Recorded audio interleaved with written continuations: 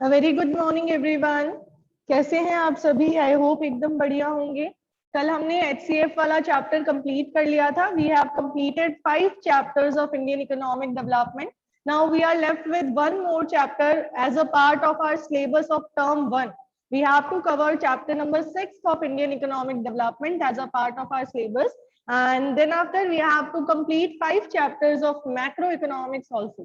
Term 1 में हमारे macro economics में से 5 चैप्टर्स आ रहे हैं। अगर मैं आपकी बुक के चैप्टर नंबर की बात करूं, as per Sandeep Garg, I am talking as per Sandeep Garg, तो देखिए संदीप गर्ग में से आपका chapter number 5, then after your chapter number 6, then after 7, 8 and 9 are not a part of syllabus of term 1. 10th chapter, 11th chapter, wait for a second, 11th chapter and chapter number 12, ये आपके term 1 का syllabus है। जब आप syllabus देखेंगे तो आपको दिखेगा money and banking, government budget and balance of payment.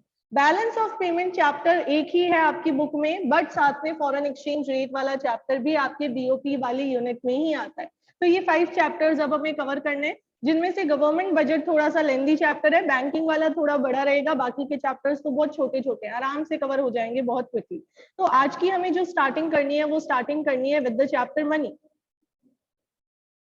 पिछले साल तक इसके सिलेबस में ये 4 चीजें थी, इस चैप्टर में ये 4 चीजें थी जो आपकी सिलेबस का पार्ट था। Introduction with barter system, and then the meaning of money, and then the concept of money supply.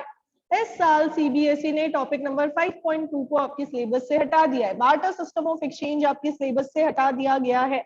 Barter system of exchange क्या होता है ये आप सबको बहुत अच्छे से पता है। Although it is not a part of your syllabus, but हम इसको छोटा सा डिस्कशन इस पे जरूर ले लेंगे। What is barter system? Can anyone tell me? Simple meaning of barter system of exchange. क्या होता है barter system of exchange? पढ़ा है आपने हिस्ट्री में? Exchange of goods for goods. Yes, exchange of goods for goods.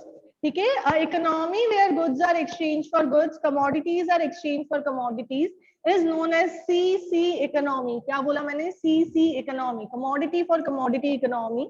And it is simply a system where goods were exchanged for goods. वर इसलिए use किया क्योंकि पहले ये सिस्टम था, अब तो ये सिस्टम एग्जिस्टेंस में वैसे नहीं है। हाँ, हालांकि इनडायरेक्टली बहुत जगह अभी भी बार्टर सिस्टम चल रहा है। तो यहाँ पे ये पहले इंट्रोडक्शन में देखिए आपके लिए क्या लिख के कह रहे हैं। Money is the most important discovery of modern times. Money के पीछे ही तो हम रिवॉल्व हो रहे हैं, सारी एक्टिविटीज हमारी मनी से रिलेटेड है। मनी की वजह से है या मनी के लिए? आप लोगों का जो काम है वो मनी की वजह से है, और आपके अर्निंग मेंबर्स जो फैमिली के हैं उनका जो काम है वो मनी के लिए है। तो each and every activity is revolving around money only. तो देखिए क्या लिखा हुआ है, it is the foundation stone around which all the economic activities revolve. All the economic activities, including consumption, production, distribution, everything.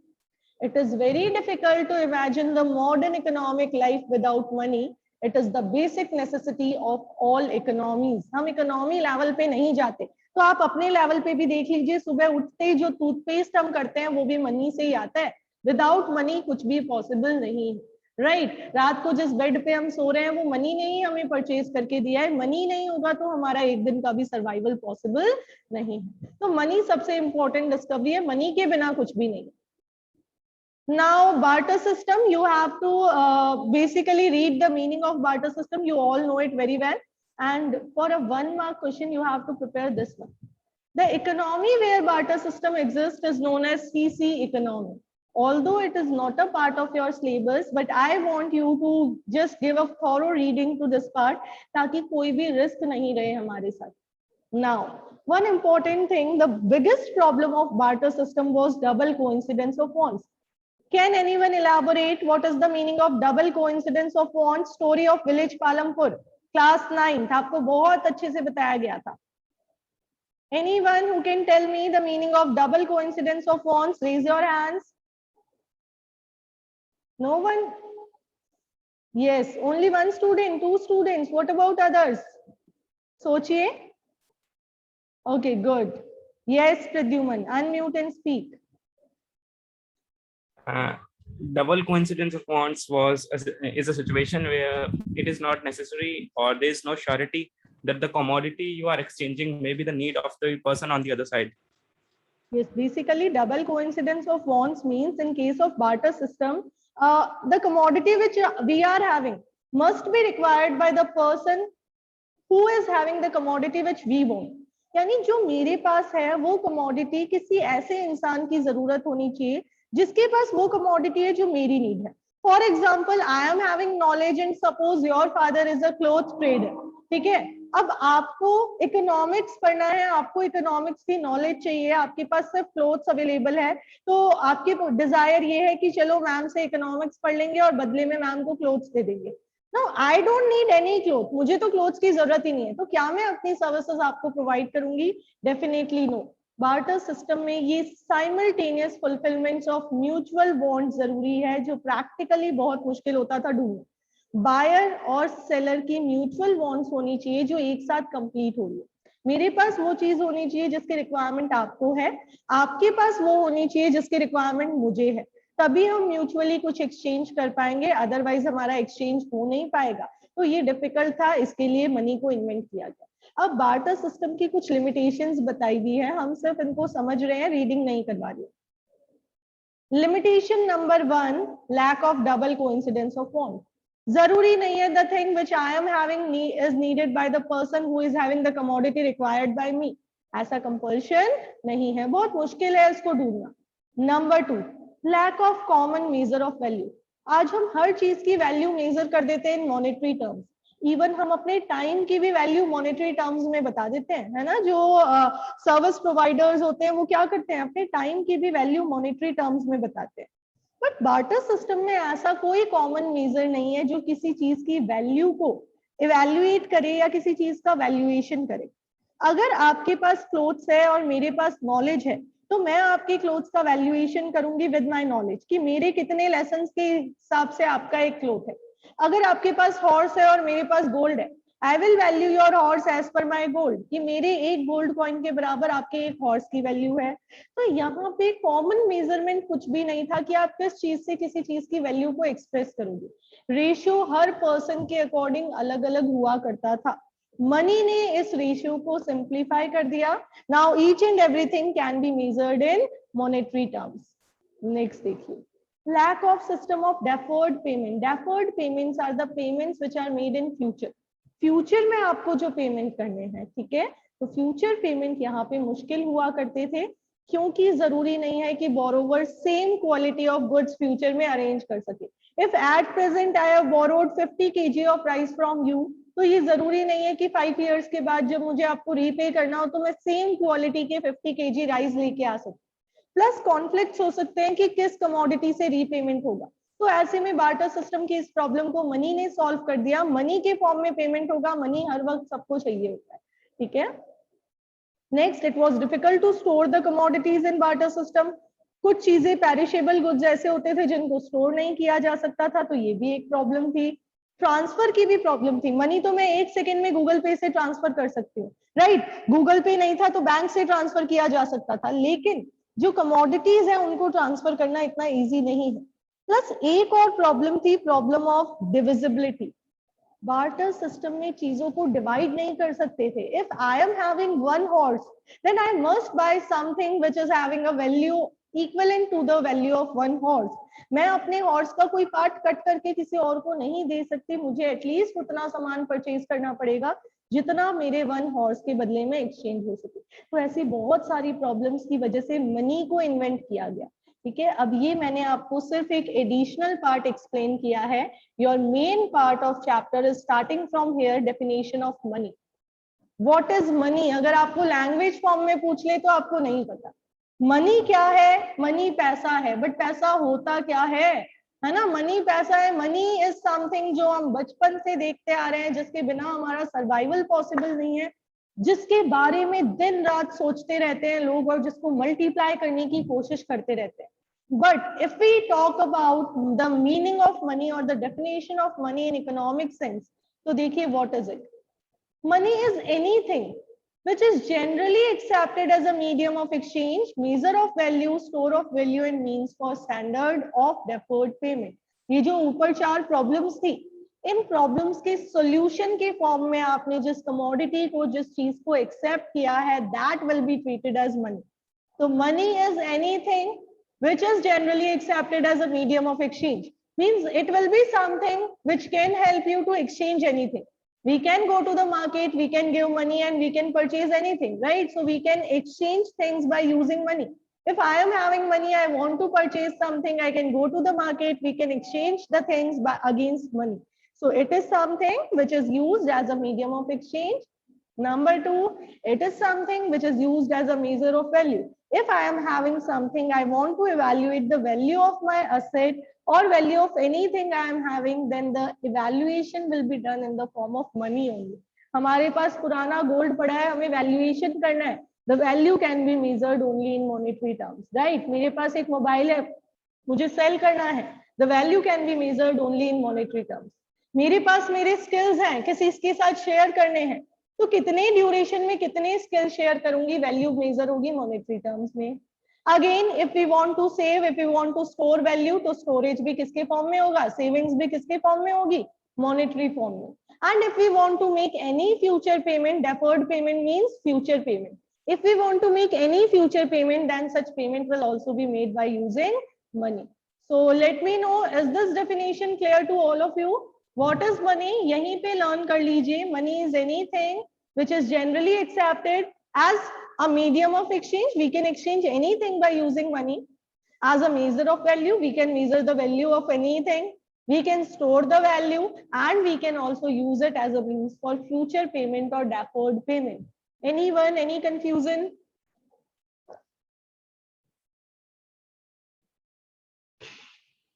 किसी को कोई भी डाउट्स है तो बताइए. Raise your hands if you are having any doubts. No, सबको समझ में आया तो थम्स अप दीजिए. सिंपल सा एक मीनिंग हमने पढ़ा है. चलिए गुड, आगे बढ़ते हैं. Have a look. The term money is used to cover all such things like coins, currency notes, checks, etc., which are used to conduct business transactions and settlement of business claims. ये कह रहे हैं business में for transaction purpose, for payment purpose आप जो जो use कर रहे हैं वो सब मनी है. बेसिकली कॉइन्स, करेंसी नोट्स और चेक्स जो होते हैं वो मनी के फॉर्म में यूज किए जाते हैं, because we can make payment in the form of coins, currency notes और चेक्स. ठीक है. It must be noted that money can be any commodity chosen by common consent as an instrument of exchange of goods and services. कोई भी commodity जिसको हमने common consent से, common consent किसका, government का और उस कंट्री के लोगों का, उससे हमने एक्सेप्ट कर लिया that yes this commodity will be used as an instrument for exchanging various goods and services. In our economy we have used a common, we are using coins and currency notes with the common consent of government and citizens of a nation, and coins and currency note constitute the part of money in our economy, right? अब आगे देखिए. Again this part is very important. Legal definition of money. This was the simple definition of money जो अभी हमने पीछे पढ़ी है, एक सिंपल सी definition थी. अब हम पढ़ रहे हैं legal definition. Okay everyone, have a look. Legal definition of money पढ़ते हैं. लीगली लॉ की लैंग्वेज में मनी क्या है. तो देखिए, according to this definition, money is what the law says is money. यानी मनी वो है जो लॉ बताता है. लॉ जिस चीज को कह देता है पैसा है, वो पैसा है. पुराना 500 का नोट डीमोनेटाइजेशन के बाद पैसे की कैटेगरी से हट गया है ना, तो अब वो पैसा नहीं है. पुराना 1000 का नोट लॉ ने कह दिया this will be excluded from the category of money, तो अब वो मनी नहीं है. और लॉ ने कह दिया अचानक से कि भाई ये जो न्यू नोट्स आए हैं जो हमने कभी पहले देखे ही नहीं थे वो मनी है, तो हमने मान लिया कि हाँ भाई ये मनी है ना. तो लीगल रिकॉग्निशन, गवर्नमेंट ने जिस चीज को मनी डिक्लेयर कर दिया वही मनी है. और क्या है, हम तो बस गवर्नमेंट के अकॉर्डिंग चलने वाले इंडिविजुअल्स है ना. तो देखिए क्या लिखा हुआ है, बहुत simple. Anything which the government declares as money is money.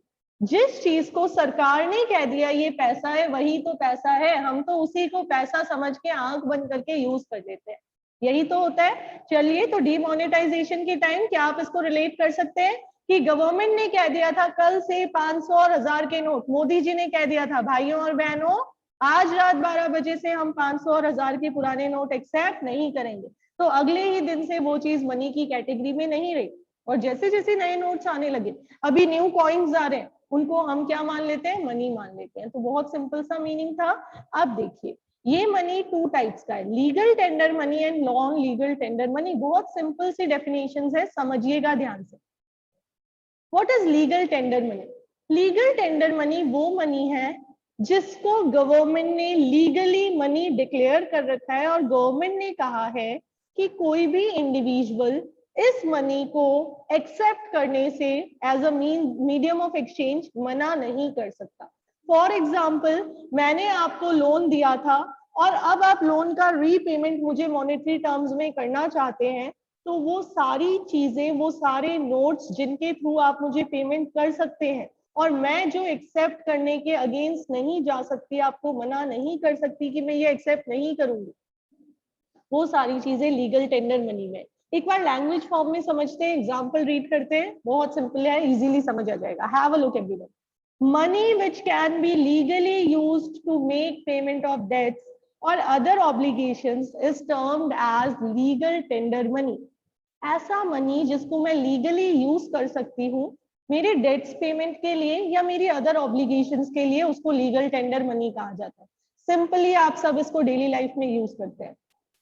A creditor is obliged to by law to receive such money in payment of debt due to him. कोई भी क्रेडिटर है, क्रेडिटर इज द पर्सन जिसने आपको पैसा दिया है। अगर मैंने आपको लोन दिया है तो now I am binded by law कि आप मुझे जिस भी कैश के फॉर्म में पैसा वापस कर रहे हैं, मुझे वो कैश एक्सेप्ट करना पड़ेगा, अगर गवर्नमेंट ने उस मनी को लीगल टेंडर मनी में डाल रखा है तो। अब ये टू टाइप्स के हैं। अब आप मुझे बताइए कि आपका बिजनेस है, मैंने आपसे परचेजिंग की, किसके घर का बिजनेस है बताइए जल्दी से, किन किन के घर पे बिजनेस है?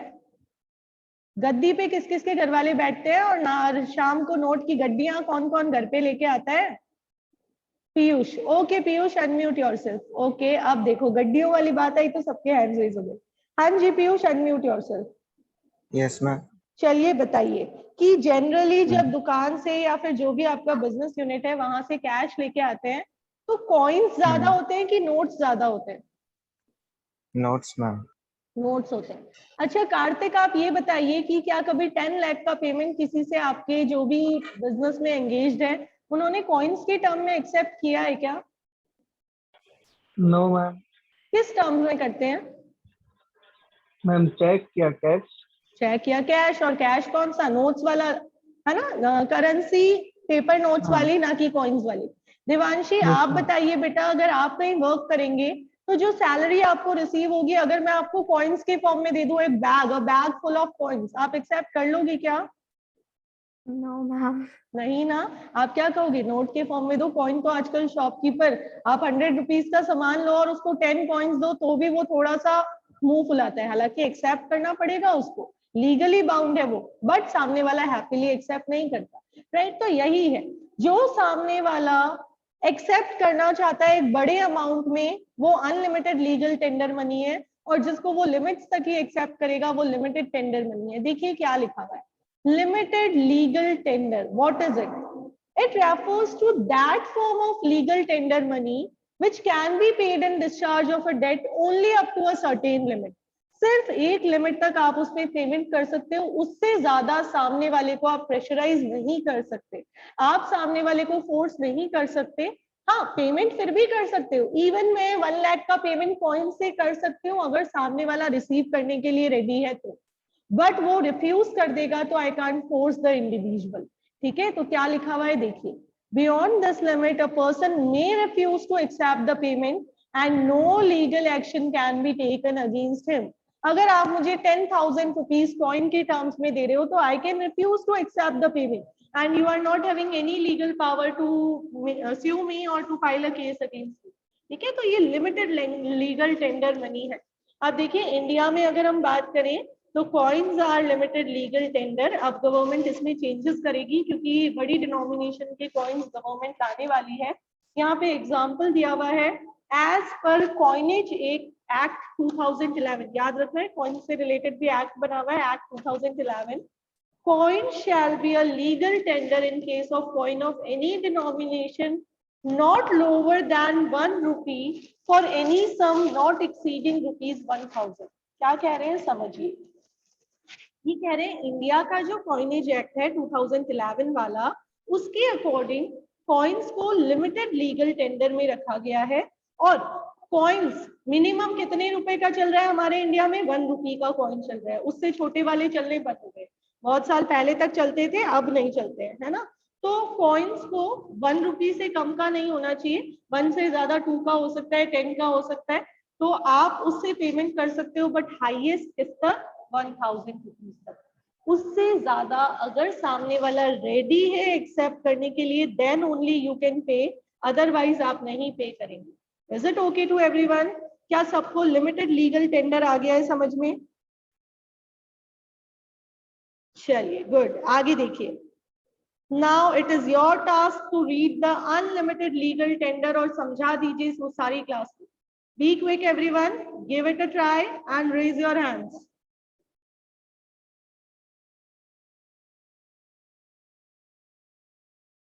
अनलिमिटेड लीगल टेंडर वैसे तो समझ आया हुआ होगा बुक की लैंग्वेज के साथ। Who is going to explain? Raise your hands, be quick.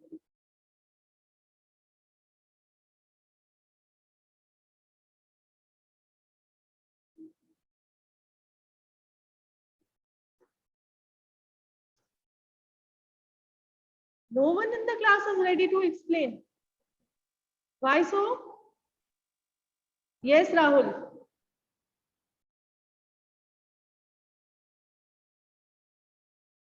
Ma'am वो मनी जिससे मैं कितने का भी पेमेंट करूं कोई रिफ्यूज नहीं कर सकता उसे। अच्छा, इंडिया में कौन कौन सा मनी है इस कैटेगरी में? मैम चेक अगर मनी में क्वालिफाई करते हैं तो वो है, और नोट्स है। नोट सारे, चेक्स लीगल टेंडर का पार्ट नहीं है, हम अभी आगे पढ़ेंगे। जितने भी नोट्स है, ठीक है, 500 के नोट्स, 200 के, 100 के, इवन 10 रुपीज के नोट से भी पेमेंट होता है। अब आगे देखिए, non legal tender money. Non legal tender money कौन सा है ये देखिए जरा ध्यान से। ये ऑप्शनल मनी है, गवर्नमेंट ने इस मनी को लीगल कैटेगरी में काउंट नहीं किया है। गवर्नमेंट कह रही है कि ये ऑप्शन पे है, जैसे कि cheque. Cheque is also a form of money, मैं चेक में पेमेंट कर सकती हूँ, बट तभी कर पाऊंगी जब सामने वाला एक्सेप्ट करना चाहता है। अगर मुझे पर्सन ने कह दिया no I need a payment only in the form of cash, तो मैं उसको चेक नहीं दे पाऊंगी। ठीक है, तो चेक से, बैंक ड्राफ्ट से, ये नॉन लीगल टेंडर मनी है। एक पर्सन इसको एक्सेप्ट करने के लिए बाउंड नहीं है, आप किसी को फोर्स नहीं कर सकते to accept any payment in the form of cheque और ड्राफ्ट। तो ये आपको ध्यान रखना है। रीडिंग कर लेते हैं एक बार बुक से, क्या कह रहे हैं इसके बारे में। Have a look everyone.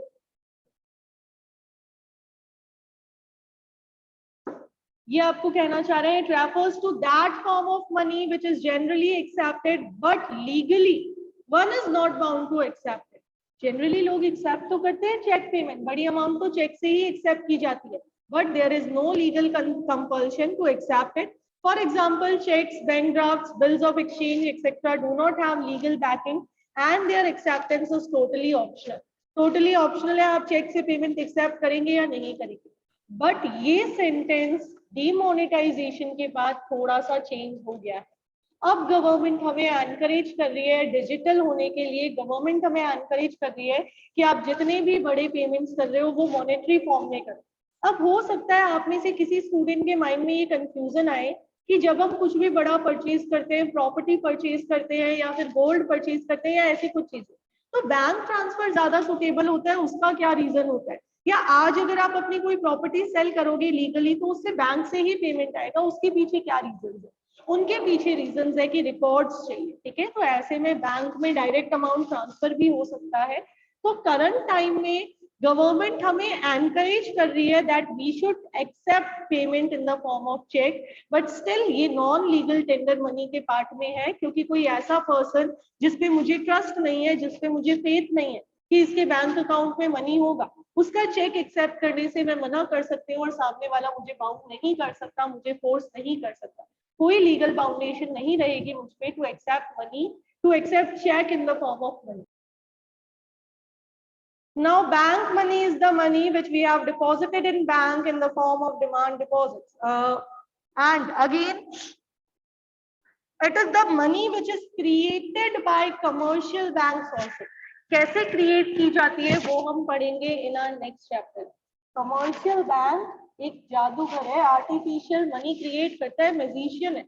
कैसे क्रिएट करता है मैं आपको बताऊं। 10,000 रुपीज अगर उसके पास है तो उसमें ये कैपेबिलिटी है कि वो मार्केट में 1 लाख तक के ट्रांजेक्शन करवा सकता है with having actual cash balance of only ₹10,000।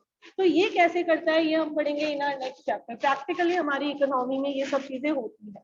तो देखिए व्हाट इज बैंक मनी।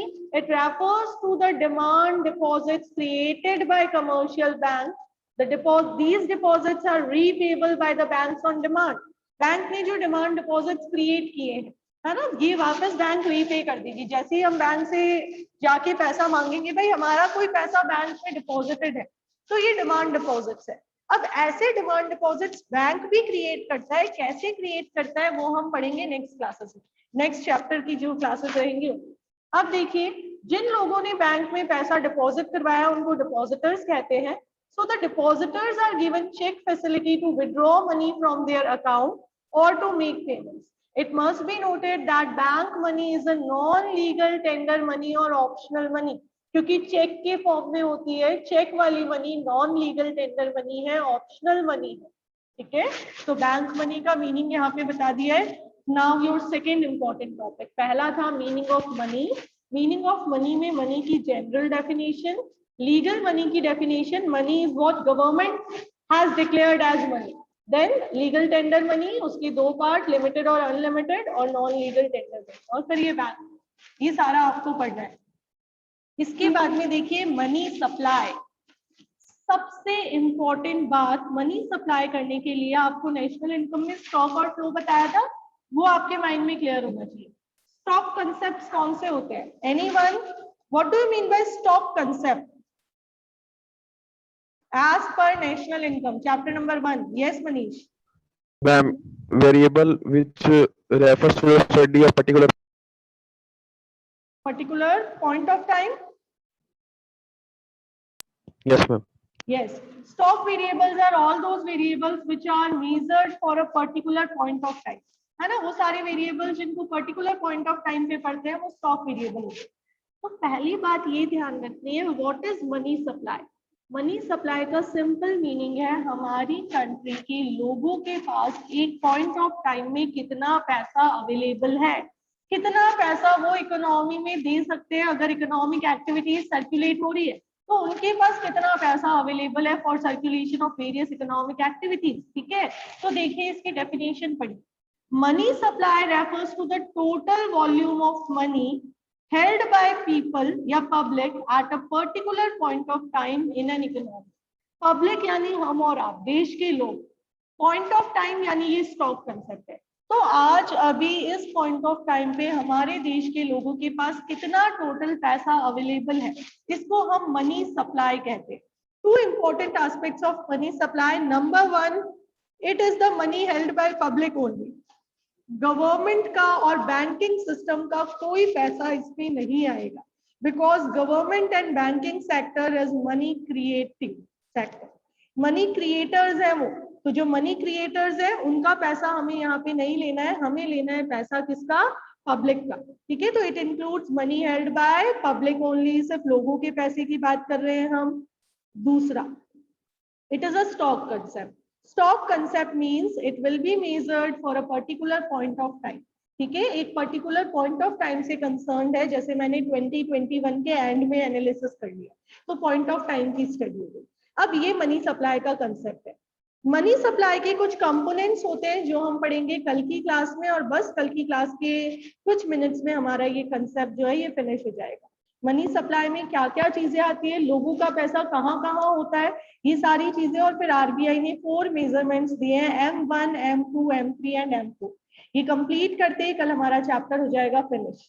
ये चैप्टर फिनिश करते ही कल ही स्टार्ट कर देंगे the new chapter, that is banking. Is it okay to everyone? Show me a thumbs up if it is a yes from your side. आपका आज का task है अपने कीमती, बहुत प्रीशियस आपका जो टाइम है उसमें से थोड़ा सा टाइम निकाल के एनी हाउ ये चैप्टर रीड करना। बस क्या रीड करना है? मनी की डेफिनेशंस और मनी सप्लाई का मीनिंग। कल क्लास में ओरल टेस्ट लूंगी वीडियोस ऑन करवा के। आई रिपीट, कल क्लास में ओरल टेस्ट लूंगी, सभी बच्चे प्रिपेयर